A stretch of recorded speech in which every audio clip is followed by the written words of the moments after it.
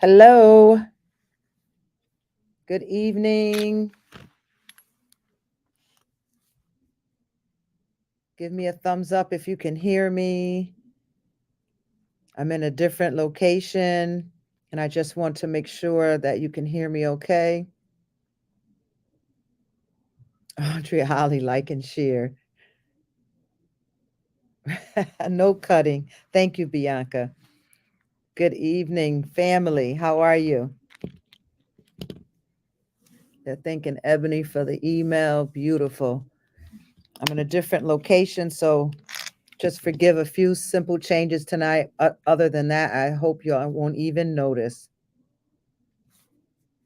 I'll give you a few more minutes to come on here. Come on in where the table is spread. I've been waiting for you. There was no cutting last night. No cutting last night. All healed in Jesus' name. Hello, family. Good evening. Those that are sneaking in from Bible study, I won't penalize y'all. Minister Carmen says, excited. Aaron graduated from the Air Force in San Antonio, Texas. We celebrate him. Good news, good news, good news. You made it on tonight, Corindus. I saw your comment last night driving. Hello, everyone. I wanted to spin a little special treat in here tonight. I'm not sure if I'm going to be able to. Let me see how I can get this done. Kindle changed so much, and it's annoying. Okay, so that's 98. 98. A lot of the church is in Bible study, and good for them. Somebody's got to hold it down, right? But I'm glad for everyone that's coming in tonight. So far, we're up to 47. It's almost about 90 less than we should have. But I think also there's 2 lives going on right now, perhaps. So that could be part of the problem, too. They don't know how to find us, Ebony.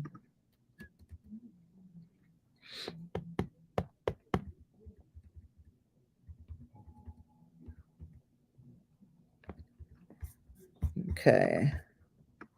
Let's see.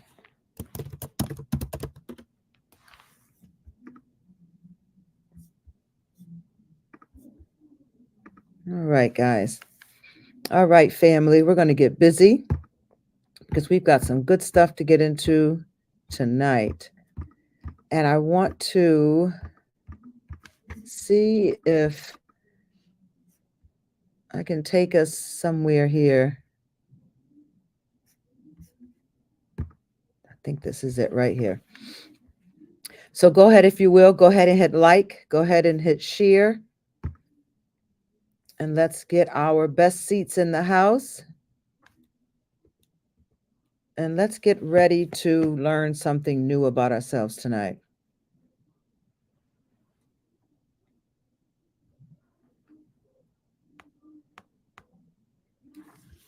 Let's get ready to learn something new about ourselves tonight. Yes, come on, Raphael. Everyone give us that thumb. I see Booker on here. Come on, where's the other men?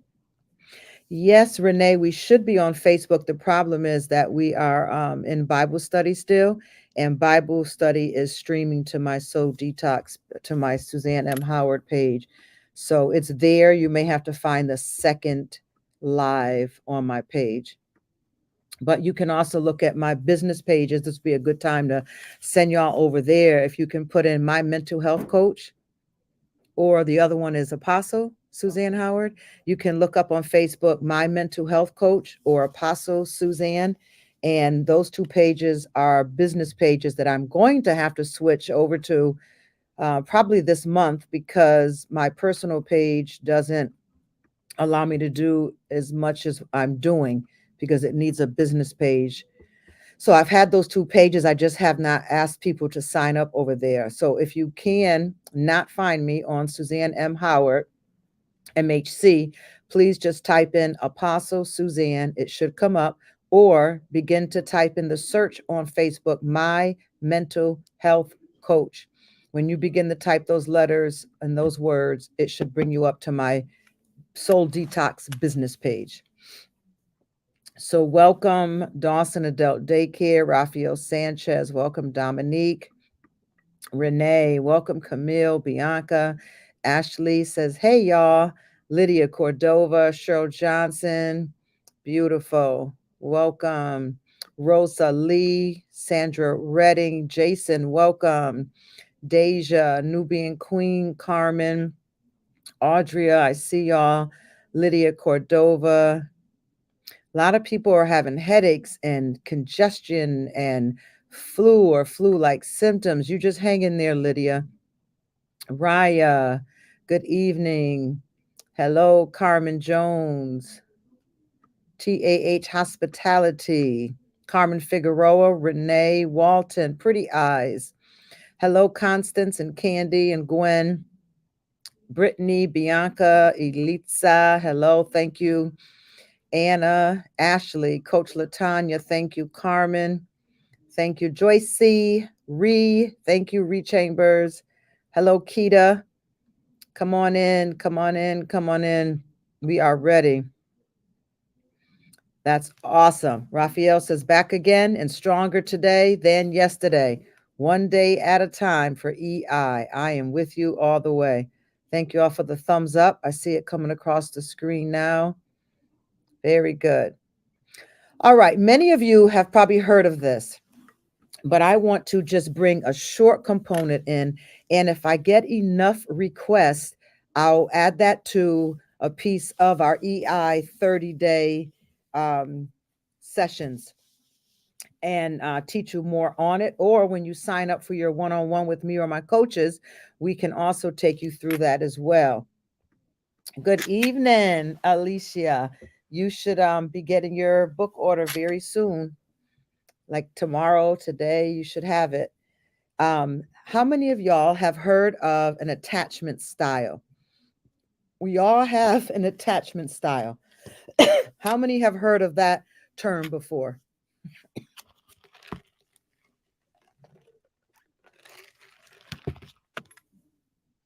Hello, Darnell. Good. Attachment style.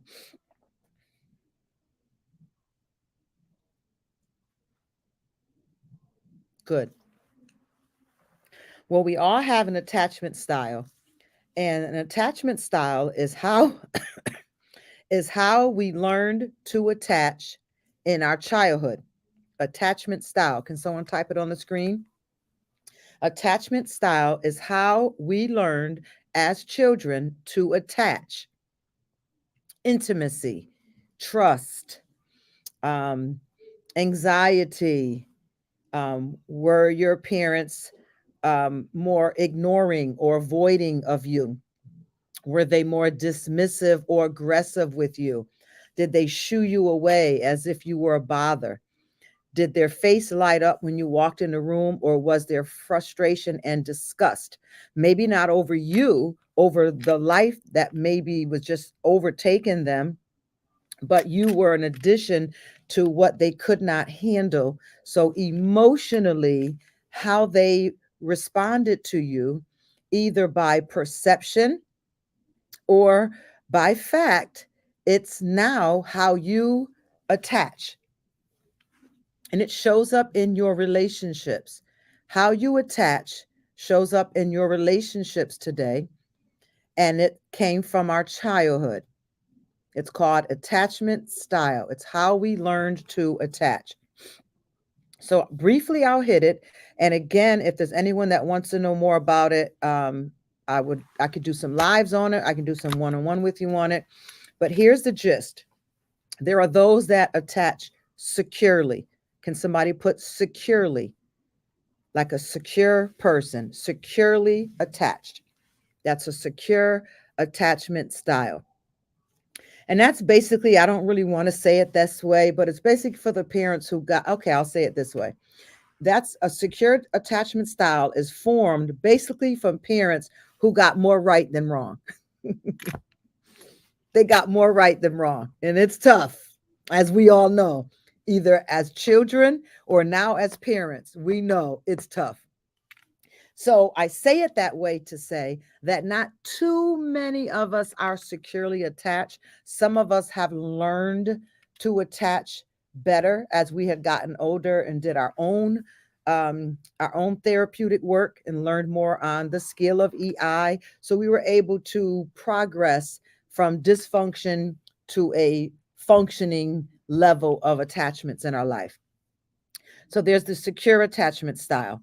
The second one that I want to bring for the note tonight is avoidantly attached. Avoidantly attached. Can someone begin to put that on the screen? We've got a few Facebook pages, a YouTube page. Avoidantly attached. And how you attach is how you perceived or was treated emotionally by the parent or person who raised you, avoidantly. So if you felt that you were dismissed, you probably felt that you were avoided. And now your style of attachment, and when I say relationships, yes, I do mean domestic, but I also mean with friends, with bosses, with leadership. Yeah. And then there's the ambivalent attached. Ambivalent. I'm going to give you a better word later, but for tonight, I want y'all to have the formatics of it. Ambivalent. Thank you, Ebony. She put it up. Ambivalent attached. And then through some studies over the last few years, there's another one that has come up through psychological research, and it's called disorganized attached. Disorganized attached. And I want to get through this tonight if I can. Those in Bible study are not going to be happy that we did this because they're going to want this, but they'll get a replay. So, in these attachment styles, they result from how we perceived relationship with the first people in our lives. I like to call them our Adam and our Eve, not our husband, not our wife, our parents. How we attached. So let me just read this to you first. There are patterns that are consistent in maternal behavior that produce relatively reliable responses in infants and called these children either insecurely attached, securely attached, avoidantly, ambivalently attached, and even disorganized attachments, which results, the disorganized attachments results from physical abuse and extreme neglect. These categories aren't the result of hard wiring. This is not how we are hardwired, thank God, but of experiences in our childhood, and they influence our development in very profound and lasting ways. Let me give you a little example. The securely attached child has his or her needs reliably and regularly answered. This child is comforted when they're afraid, held when they feel lonely, fed when they're hungry, soothed when they're overtired, given space when they need to calm down, and feel safe enough to explore a room away from her mother's side or his mother's side. This child seeks proximity when they need it. But as they get older, they also become much more confident in themselves. Their mother is attuned to her child, and the child is in turn attuned and will become attuned to the changes in life, especially as a child, regarding their mother's expressions and gestures. Children are always looking to see how we receive them, how we look at them. What is our response to them? What is our response to that F? What is our response to that A? Have you ever noticed how children almost look as though they're looking through you? Sometimes it can be overwhelming because every time a child wants to show you something, it's look, look, look. You're like, I don't need to look. You're my second kid. You're my sixth kid. I've been this way before. I know what you're going to show me. Go ahead and express yourself. They want you to look, look, look. They can tell when you are frustrated with that look. The problem is they think you're frustrated with them. Or when they say, can you help me with this homework? And you can't do the homework and you're yelling at them, maybe called them a name or told them that you're not able to help them, even though you're upset more with the fact that you cannot help your child, they perceive it as they have an issue, they could be stupid, they are dumb, or I frustrate my mom. I bring frustration to my dad. So even when we are triggered by certain objects that our children may be doing or events and situations, they don't take it as we're upset that we can't help them with the homework because we don't understand it, or we're not really disgusted with them with this grade they got. We are really down on ourselves that where did we fail that our child is getting grades like this? They take it as a perceived um what's the word I want to use, part of who they are. It's us that we are not pleasing them, and they're frustrated with me, and they're disgusted with me, and they don't want to look at the things I want them to look at. They always internalize it. It's also known as being universal. Children are universal. Everything that goes on good and everything that goes on not good, they think is because of something they did or did not do. So children are known to be universal. So even with us now as adults, we have gained an attachment style in life that affects our EI. And I wanted to bring that tonight because I want some people to understand that your EI may seem to you as just being way off or so different than the other people you're around or other than the comments that they're posting, but it could be affected by your attachment style. So, this is the secure attachment style. The avoidant and ambivalent attachments, those are, you'll hear those more as avoidant and anxiety. Okay. Their attachment style is the baby's way of dealing with the mother who is either never emotionally present or attentive, or sometimes there and sometimes not. So, do you see how the child comes up? They avoid it. They're not really looking for too much attention, too much touch. We'll go into that more if y'all request it. But they have produced this attachment style by being raised by especially the maternal, the mother, who is sometimes there, sometimes not, but never in the right balance.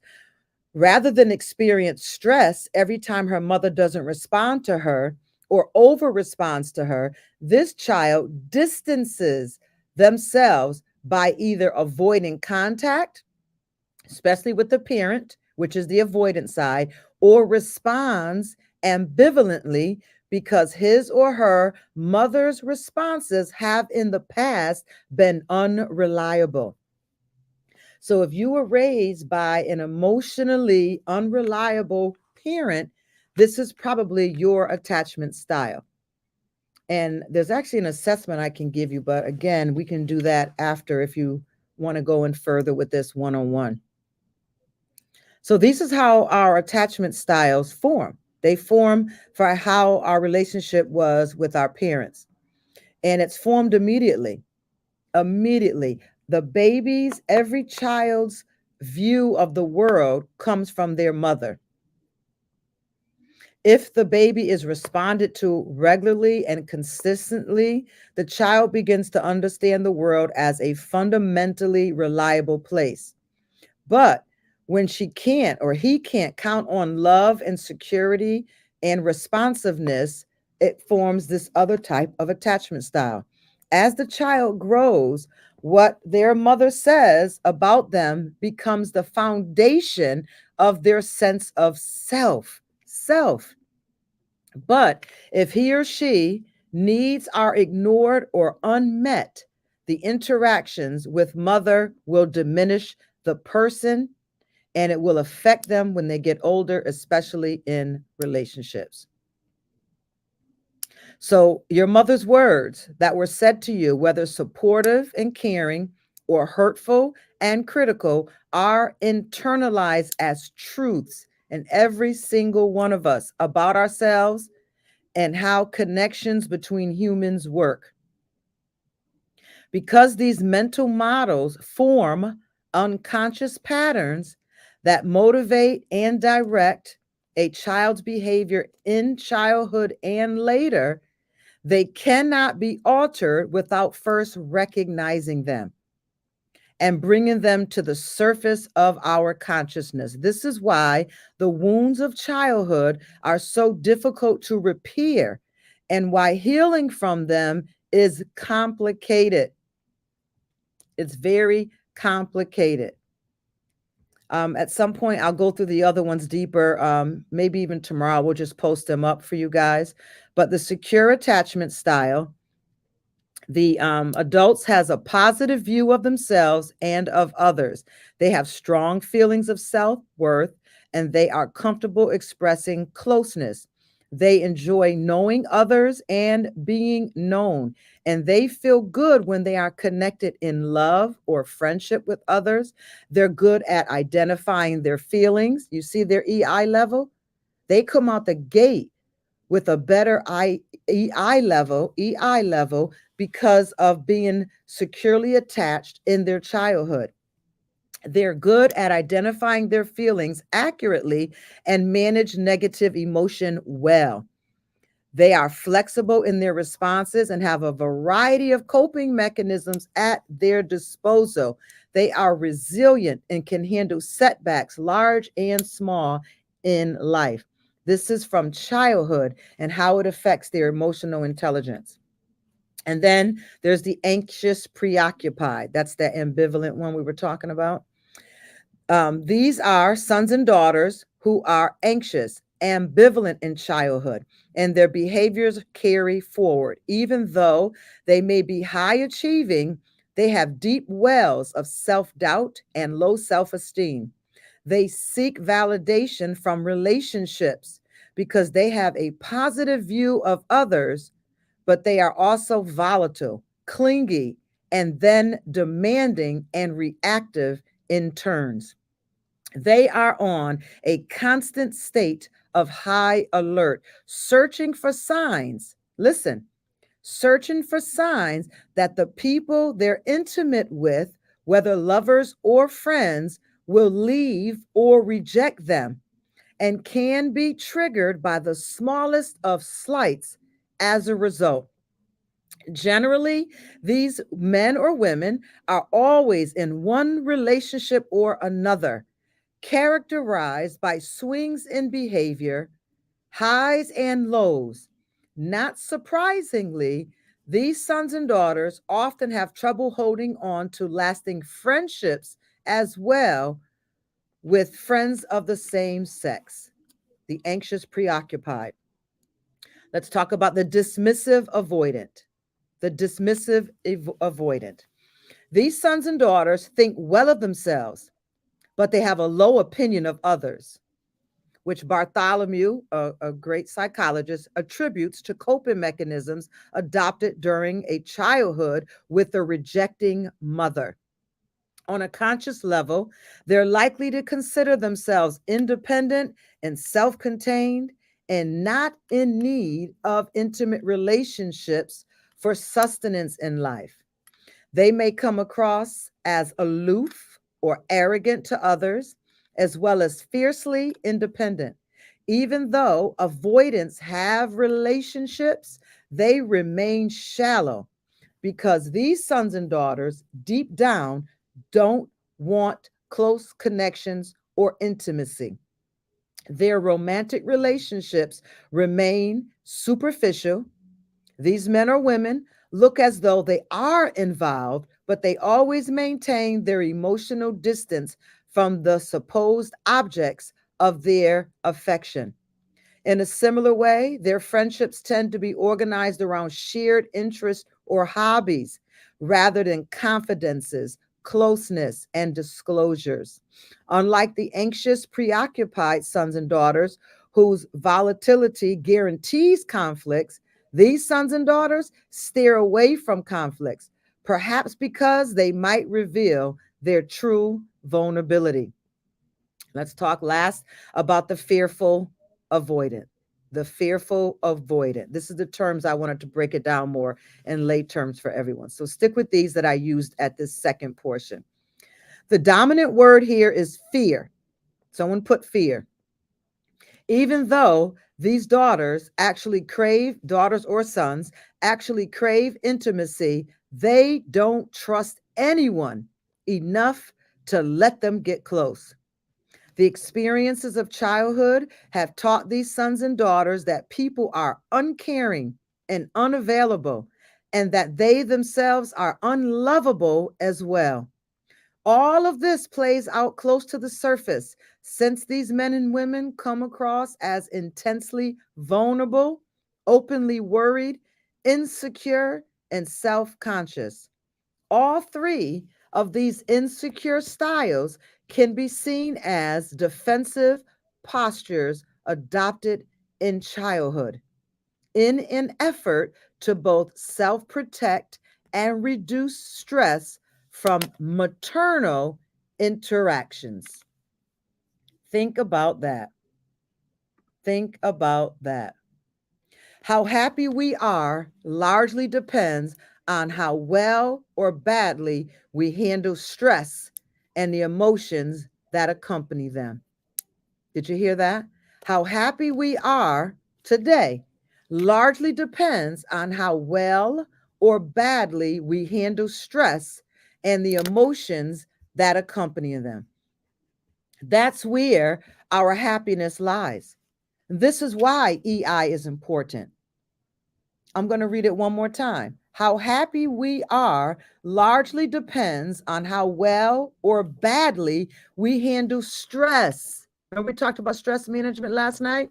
And the emotions that accompany them. If you want to get a handle on your life and have a largely happier life than you have now, EI is one of the most important things you can tap into and master in this season of your life. It's how we handle stress and the emotions that accompany it. And much of the unloved child, that's the child that felt emotionally unattuned by one parent or the other, how we handle stress and emotions that accompany it, and much of the unloved child's unhappiness in their adulthood has to do with their difficulty in handling negative feelings. They don't know what to do with negative feelings. So they show up and manifest through their attachment style. This son or daughter has trouble sustaining happiness because it's so easily interrupted. Under stress, the secure male or female brings up mental representations and conscious thoughts of emotional support and positive experience that help them manage negative emotions in the moment. They have a good history with it, their childhood. They are inclined to look forward and to realize that resolutions to their problems can exist. They're able to get angry without getting hostile, and even in the midst of an argument, is able to shift their thoughts to how to repair a rift. In response to stress, the anxiously attached child, adult now, in contrast, is more likely to remember dispiriting or painful experiences, as well as those times that they needed help, but only encountered rejection in their childhood. These memories arouse more anxiety, which in turn amps up whatever stress he or she is feeling. effectively flooding you with negative emotions. Unable to process them, you'll end up replaying those bad moments on an endless loop, making you feel hopeless and powerless. Their so called coping mechanisms only serve to exaggerate the distress in your current adult problem.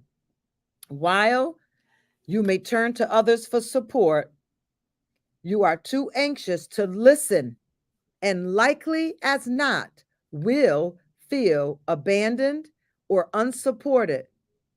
Your neediness is enormous and likely to get demanding and then angry that your needs aren't being met by your partner or friends. Additionally, the anxiety that you experience from your attachment style prevents you from drawing on positive connections when you need to keep them in mind. Are y'all with me? I don't see y'all typing anything tonight. Did I flatline the whole group tonight? Where are we at? 74 of you on. The numbers are still low, but did I flatline you tonight? If your attachment style is avoidant, you turn inward and off, denying the stress you're feeling and effectively walling off emotions. Of course, denying feelings is very different from recognizing and coping with them. By cutting off access to all of your emotions, the avoidant adult effectively blocks all the positive emotions and experiences that actually would help you manage your stress. By isolating yourself in this way, the avoidant attached person prolongs their emotional turmoil with no way out, unable to assess your own positive thoughts and to reach out to others for support.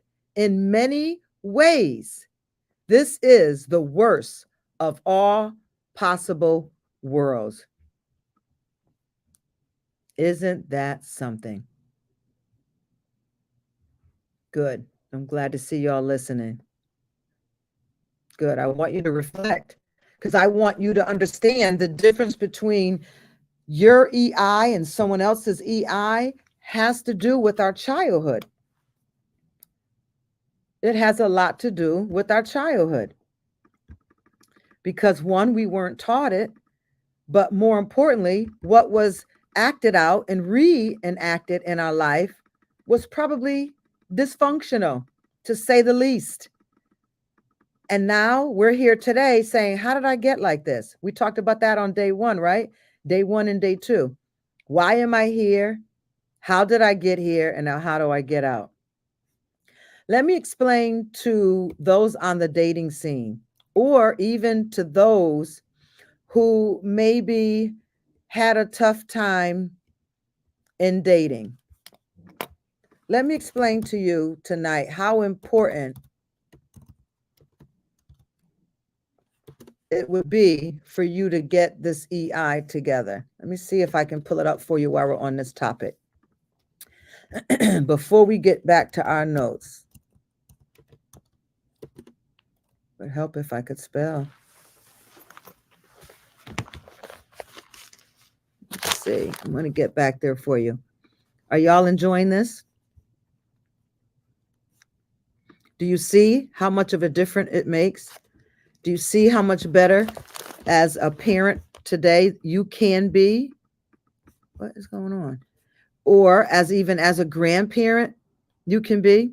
If we were only taught this stuff early on, to know that how we respond when they walk in a room makes a big difference to a child. When they want us to look and we don't want to look, how important all those things are to a child.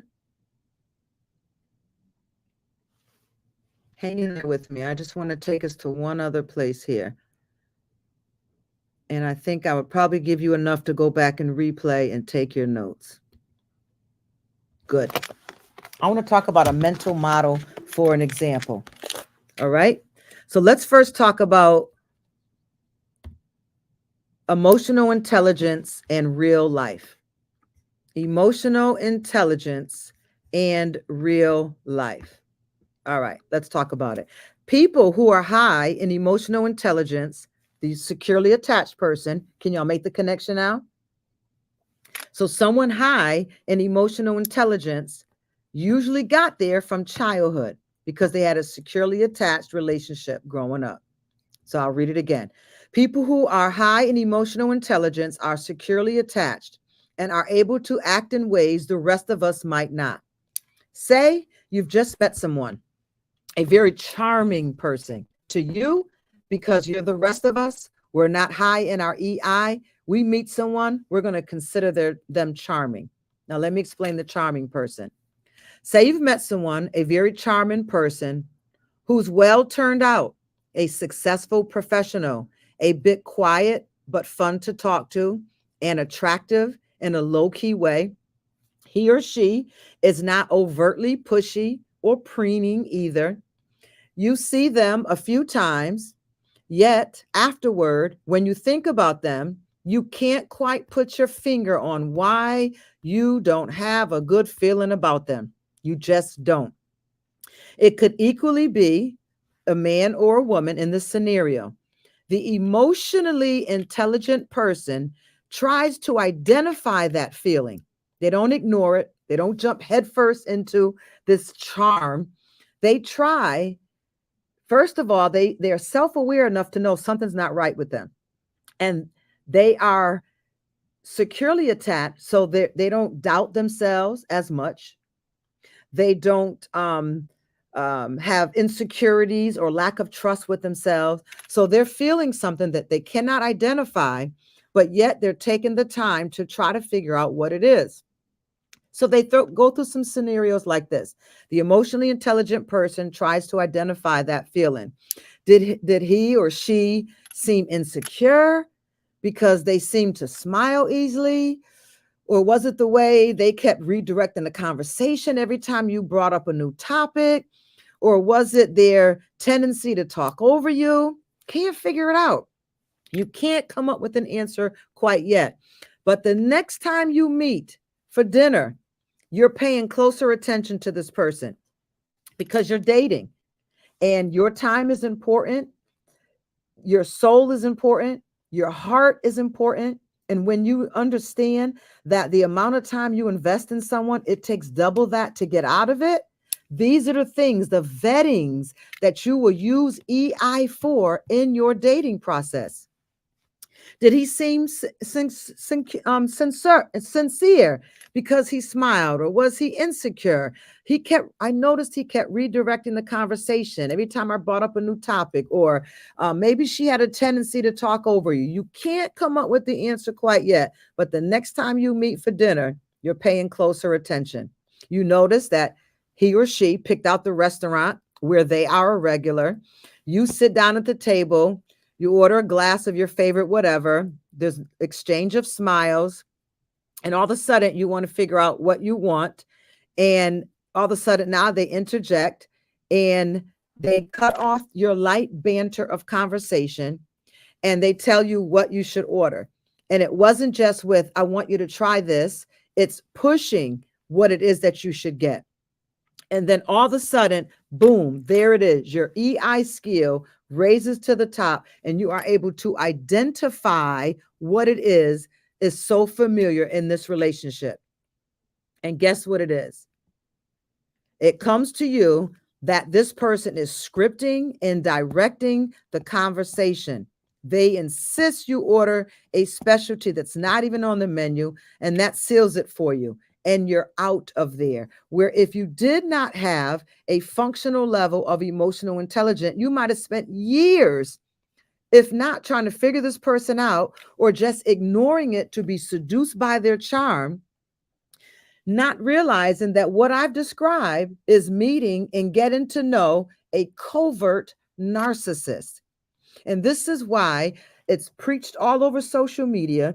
This is why we have so many relationships that break up or end in divorce, or we spend years with people And there's never any mounting of any love or any relationship because you have not even been trained to pick up emotionally on a covert narcissist. If you had the proper level of emotional intelligence, some of us, if we were younger, right, and you were able to pick up on that through your emotional intelligence, you would have been able to pick up by the second or third date that you are dating a covert or a narcissist. But if your EI is not at a functioning level, you will be taken in by the charm. You will be taken in by the fact that they order for you. You'll be taken in that they always have to pick out your clothes for you. And they're not picking out your clothes because they like to dress you. They're showing you that you need them to look good because you don't know how to dress yourself. But you will never notice those things. It takes years to notice those patterns if you have not gotten a very sufficient level of emotional intelligence. The truth is that someone less adept would probably just not miss the warning signs, but actually misread them as positive with thoughts like how skilled he or she is at keeping a conversation going, how thoughtful he or she is to order for me all the time, how responsive he is to everything that I say. This is especially true if your childhood experiences have made you detach from your feelings or have made you distrustful of your own feelings. Emotional intelligence helps inform many decisions and choices beyond relationships, and the occasional spotting of a narcissist, of course. The good news is, once again, I've got to end with good news, is that emotional intelligence is a skill set that can be and should be worked on and improved. First, though, you need to examine your own faculty at both labeling and managing your emotions. Let me see some thoughts. Come on, Thomasina. Let me see some thoughts. Do you think you would actually be able to recognize a narcissist on a first or second date?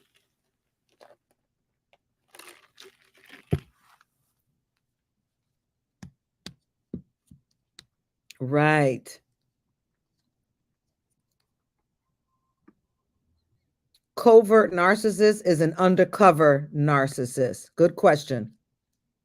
Covert, it means it's hidden. It's not as blunt or as flagrant as an average someone who would be a narcissist.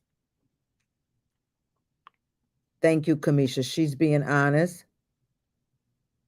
Yep. Renee said she'd have to be around them more. Yeah. This is why EI is important. Now I would. I wish I'd known this 20 years ago. Somebody drop the mic. EI has a lot to do with our childhood. Very good connection tonight. Do you ever watch those movies or those Dateline shows that shows how many people dated people and it was too late? They had already let them in their home or had already had a tragic end to their life because they could not recognize this narcissist or covert narcissist until it was too late, until they had let them in their home, let them around their children, invited them in, maybe gave them keys, maybe sharing dwelling places, maybe even marriage. As single people, you cannot afford this type of time. You cannot. And this is why emotional intelligence is so important. And it's important right from the beginning. And it comes out from, as we talked about, it starts in our childhood. People with high emotional intelligence are good at labeling their emotions, distinguishing discomfort from embarrassment, anger from fear, frustration from resentment, neediness from anxiety, and the likes. You understand that? If your EI is low, you will have much more trouble both regulating your emotions and benefiting from them. I want you to type that up.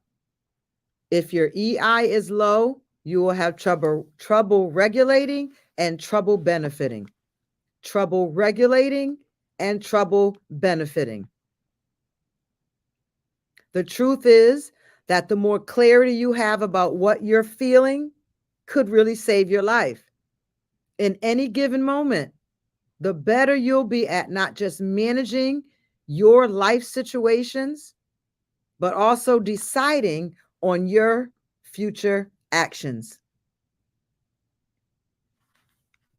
Powerful, powerful. Single people, I hope you learned something about this. Maybe married people, maybe someone who's married a narcissist, and neither are aware that they are narcissists. Remember, the narcissist isn't just someone that we call a monster. They were cute, innocent, adorable little children that someone's abuse and trauma to them formed this narcissist in them.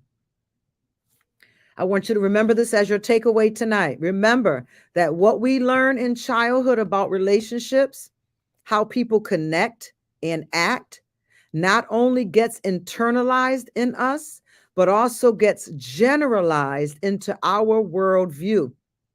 If you grow up believing that people are generally responsive and thoughtful, and that you are deserving of respect and likable, your emotional responses to challenging situations and how you tend to see other people's motives are going to be very different than if you've grown up thinking that people aren't trustworthy and that they're likely to take advantage of you. I hope that this was as black as white as it could be, broken down in layman's terms to you tonight. Let me end on this additional note on attachment styles. While the anxious, preoccupied individual desperately wants connection, intimacy, and relationship, deep down, their internal models don't permit to ever let their guard down fully. They learned to self-protect in childhood. So in adulthood, they are like a sailor who goes onto the water on a perfectly clear and cloudless day, but can't enjoy themselves because they're constantly scanning the horizon for storm clouds. That's the anxious daughter or son who has now grown up. And this is what they do in every relationship they have, whether it's with a colleague at work or the next door neighbor, with a friend, or with a lover. Their needs, constant reassurance, but they're highly volatile. And it's estimated, listen, it's estimated that roughly 15 to 20% of us are anxiously attached. And these are unconscious processes. Can someone please type that for me? Unconscious processes. You did not even know you had an attachment style. If you heard the word before, or you knew that you had an attachment style, the processes of each of our attachment styles work systematically, mechanically. You don't need to do a thing. A trigger can set them off. I want everyone to go back and replay tonight and take notes on this, because I gave a great big nugget tonight that's usually saved for sessions. These are unconscious processes, so that the woman or man experiencing these feelings and thoughts believes they are acting reasonably and thinking things through, when in fact they are not.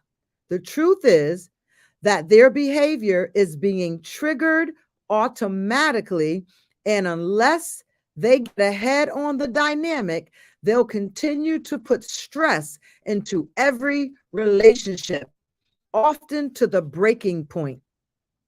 Anxious people are likely to be triggered when things don't go according to the plan they had in mind.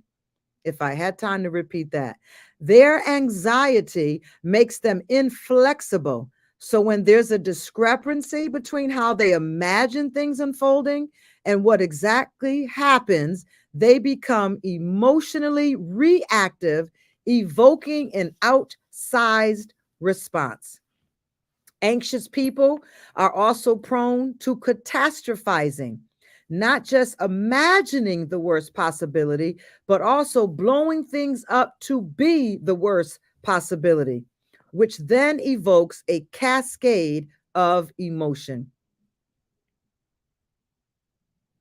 That's it. I'm going to end there because that's a lot I gave y'all tonight. And I hope you can process it. You're going to need to journal it, but I truly recommend that you go back. That's right. Okay, Thomasina wants to do some breathing. Let's do some breathing, everyone. Okay, on the count of 3, we're going to breathe in our nose. We're going to hold it a second, and then we're going to breathe out our mouths. I can't even speak anymore. 1, 2, 3. Breathe. Breathe out. That was a lot, because if you're in that situation now, you need help. Let's breathe in our nose again. Breathe out our mouth.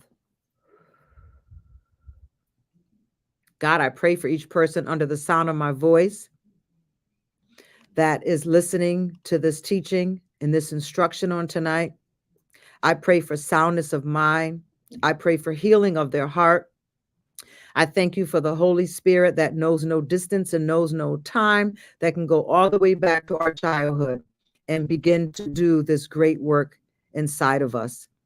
I thank you for aligning us with instruction and correction and direction tonight, that we may sit at this table and eat, or we may sit at this table and observe. But I pray that this information become more than information, but that it becomes transformation in each and every life of the hearer. I pray for each person to have peace tonight. I pray for great note taking. And I pray that as we continue to develop this skill set of EI, that our relationships will manifest with great improvements, and that our relationships will be full of love, and we will celebrate each other instead of tolerating each other. I pray for each person under the sound of my voice, from the crown of their heads to the sole of their feet, that they be in peace. Come on, let's prophesy. I wish above all things that you prosper and be in good health, even as your soul prospers. Thank you for every like, every share, every comment. Thank you for every Cash App. I thank you and I pray for you. And I can't wait to see you again on tomorrow. I'm looking for some great feedback from you guys. Good night and God bless you.